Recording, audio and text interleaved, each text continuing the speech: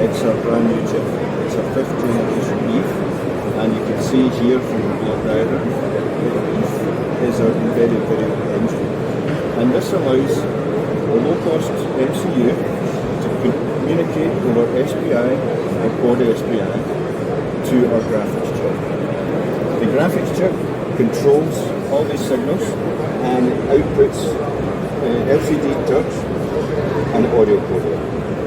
Now, the new features of the 820 are we have additional RAM, which is DDR3 SRAM, and we also have a new feature, video in LVDS.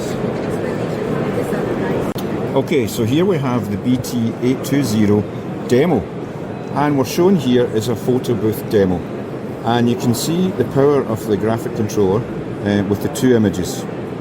It allows picture in picture, both are still live, and you can change items in the background.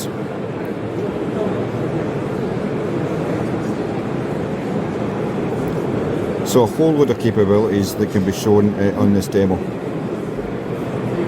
Here we have the BT820 module.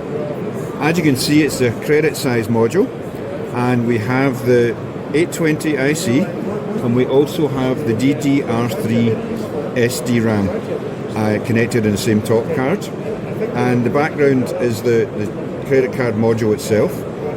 This is a full kit for development module. You would just need to add your display. And the second module we have is the mini module. This mini module has the 820 IC and the DDR3 SD-RAM.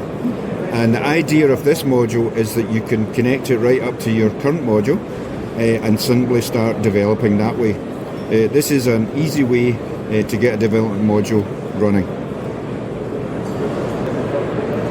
So, if you're at Embedded World, please pop along to Hall 3A, and we're on booth 329, and our team will be happy to show you the demo and indeed any of our other demos on site. Thank you.